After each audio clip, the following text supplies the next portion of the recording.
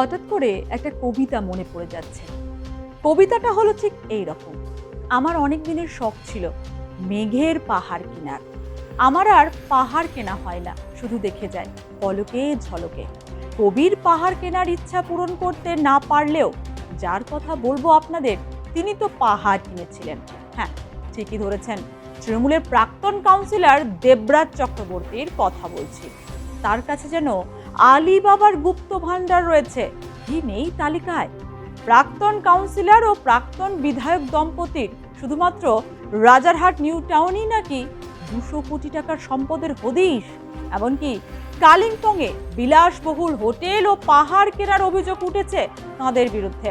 ভাবতে পারছেন কত সম্পত্তি থাকলে তবেই পাহাড় কেনার ইচ্ছা পূরণ হয়। গ্রেপ্তারির ভয়ে জামিনের আবেদন করেছিলেন আগে, কিন্তু তার স্ত্রী অদিতি মুন্সি রক্ষা কবচ পেলেও দেবরাজের ভাগ্যে জোটেনি। তোলাবাজি সহ একাধিক অভিযোগ তার বিরুদ্ধে। অবশেষে গত বুধবার গ্রেপ্তার। অভিষেক বন্দ্যোপাধ্যায় ঘনিষ্ঠ তৃণমূল নেতা দেবরাজ চক্রবর্তী গ্রেপ্তার। রাজ্য পুলিশের স্পেশাল টাস্ক ফোর্স তাকে বুধবার রাতে পুরুলিয়ার ঝাড়খণ্ড সীমান্তবর্তী এলাকা থেকে গ্রেপ্তার করে। দেবরাজ প্রাক্তন মেয়র পরিষদ। প্রাথমিক নিয়োগ দুর্নীতি মামলায় তিনি সিবিআই স্ক্যানারে আছেন। তাকে নিয়োগ দুর্নীতি মামলায় জিজ্ঞাসাবাদও করেছিল সিবিআই। প্রমোটারের ওপরে হামলাতেও নাম জড়িয়েছিল দেবরাজের। পুরুলিয়া থেকে সড়ক পথে বিশেষ নিরাপত্তায় বৃহস্পতিবার ভোর 5টায় তাকে নিয়ে আসা হয় বাগুইআটি থানায়। বৃহস্পতিবারই তাকে পেশ করা হয় বারাসত আদালতে। দেবরাজকে আদালতে পেশ করতে গিয়ে ব্যাপক বেগ পেতে হয় পুলিশকে। তাকে লক্ষ্য করে ছোড়া হয় ডিম।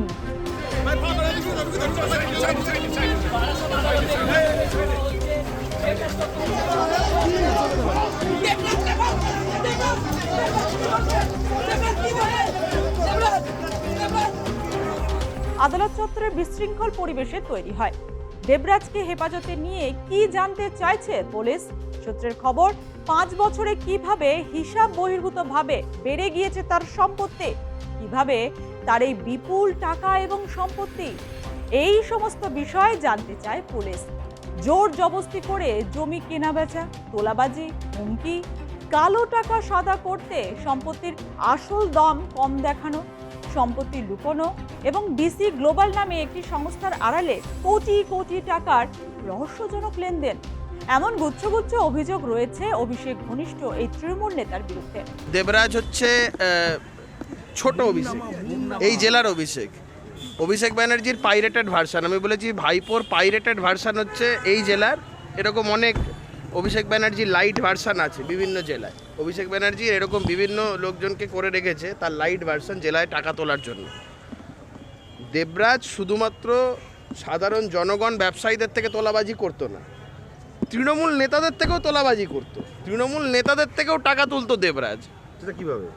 ও বাবা, ওদের দলে জিজ্ঞাসা করে দেখুন না, দলের এই কাজ করতে হবে, ওখান থেকে বলে দিত ক্যামাক স্ট্রিটের নির্দেশ আছে এত টাকা দিতে হবে, পঞ্চায়েতে ভোটে লড়তে হবে ক্যামাক স্ট্রিটের নির্দেশ এত টাকা দিতে হবে। এই টাকাগুলো তো কালেকশন করতো দেবরাজ, এবং কোথায় কোন জায়গায় বড় কোন ব্যবসায়ীর কোন কাজ কি হবে না হবে ক্যামাক স্ট্রিটের নির্দেশ দেবরাজের মারফত এখান থেকে কাকে কত টাকা দিতে হবে। ওই যে বললাম ভাইপোর পাইরেটেড ভার্সান, ভাইপো লাইট এই জেলার, উত্তর 24 পরগনা জেলার ভাইপো লাইট ছিল দেবরাজ, লাইট ভার্সান অফ ভাইপো।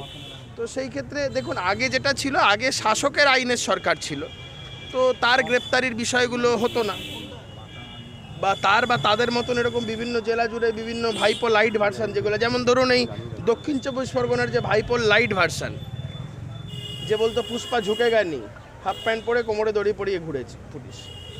দ্বিতীয়ত এই জেলাতেও দেখুন ভাইপো লাইট ভার্সান দেবরাজ গ্রেপ্তার হয়েছে। তো এরকম অনেক বিভিন্ন ভাইপো লাইট যে ভার্সানগুলো আছে বিভিন্ন জায়গায় গ্রেপ্তার হবে। 2026 সালের বিধানসভা নির্বাচনের আগে রাজারহাট গোপালপুরের প্রাক্তন বিধায়ক অদিতি মুন্সি এবং তার স্বামীর বিরুদ্ধে বিস্ফোরক অভিযোগ সামনে আসে। অভিযোগ ওঠে, ভোটের আগে অদিতি ও দেবরাজ অন্তত 100 কোটি টাকা সম্পত্তি বেনামে ও আত্মীয় স্বজন পরিচিতদের মধ্যে হস্তান্তরিত করেছেন। শুধু তাই নয়, নির্বাচনী হলফনামায় তৃণমূল প্রার্থী অদিতি মুন্সির সম্পত্তির পরিমাণ কম দেখানো হয় বলেও অভিযোগ ওঠে। এছাড়াও তোলাবাজি, সিন্ডিকেট চালানো, জমি দখলের মতো অভিযোগ রয়েছে। এটা প্রশাসনের ব্যাপার, পুলিশ মনে করে যে গ্রেপ্তার করা দরকার তাই গ্রেপ্তার করেছে। এখন ছোট ছোট ছেলে মেয়েদের বাবা মাদের চিন্তা করা উচিত, যাদের ছবি বিভিন্ন জায়গায় শহরের কোনায় টাঙানো থাকে, বসে আঁকো প্রতিযোগিতা থেকে মাধ্যমিক উচ্চ মাধ্যমিকে যারা ভালো রেজাল্ট করে তাদের ছেলেরা কাদের হাত থেকে পুরস্কার তুলে নেয়। কি রে, তোর বেশ র্যাশ হয়েছে দেখছি। হ্যাঁ রে, কি করবো বলতো, র্যাশগুলো কিছুতেই কমছে না। অনেক কিছু ইউজ করলাম তবুও কমছে না। আমার মনে হয় তোকে কোনো একজন ভালো ডার্মাটোলজিস্টের কাছে দেখানো উচিত। তুই ঠিক বলেছিস, কিন্তু কোনো ভালো ডার্মাটোলজিস্ট থাকলে একটু সাজেস্ট কর না প্লিজ। এই তোর তো একবার র্যাশ হয়েছিল না? তুই কোথায় দেখিয়েছিলিস? তুই একবার গৌরীদেবী হসপিটালসে দেখাতে পারিস, ওখানে ভালো এক্সপিরিয়েন্স ডার্মাটোলজিস্ট আছে।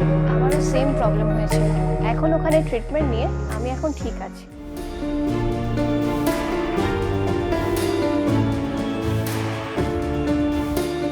গৌরী দেবী হসপিটাল, রাজবাঁধ, দুর্গাপুর। যোগাযোগ 8001003333, 8001113333।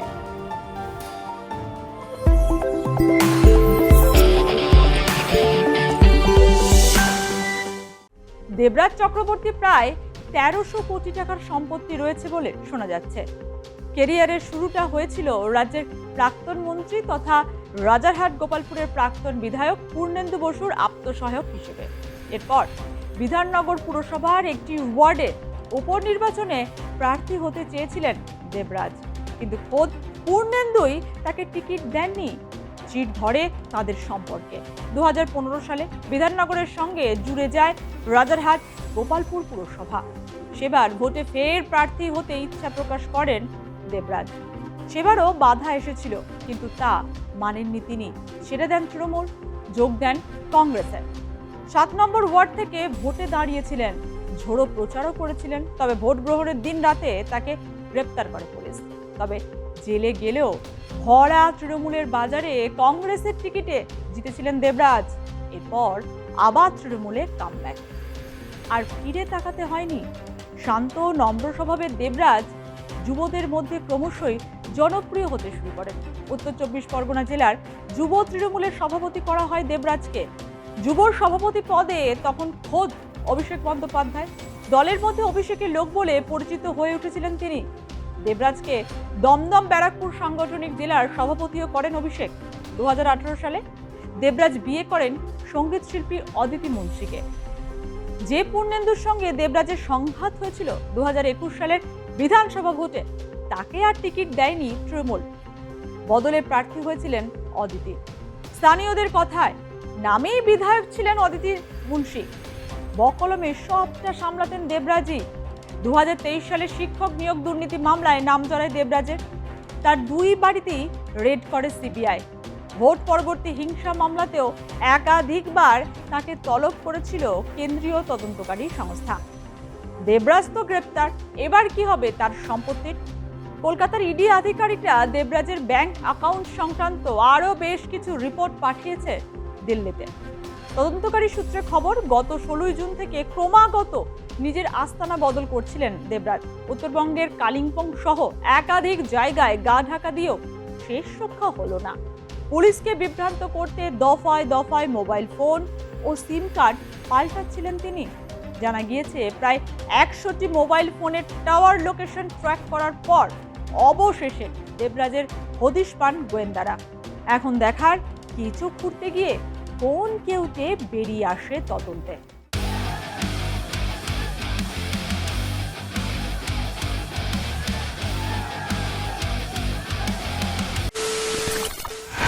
খবরের নামে প্রতিদিন সন্ধে আপনার ড্রয়িং রুমে কি শুধুই চিৎকার চেঁচামেচি ধেয়ে আসে? বিতর্কের নামে চলে গালাগালি আর কাদা ছোড়াছুড়ি। এবার সময় পরিবর্তনের, কারণ আমরা কান ফাটানো চিৎকারে বিশ্বাস করি না। আমরা বিশ্বাস করি খবরের সত্যতায়। আমরা কোনো পক্ষের হয়ে গলা ফাটাই না, আমরা সাধারণ মানুষের হয়ে প্রশ্ন তুলি। চিৎকার নয়, শুধু খবর হবে যেখানে বিতর্ক আছে কিন্তু কুৎসিত ঝগড়া নেই। সঠিক তথ্য, বিশ্বস্ত খবর।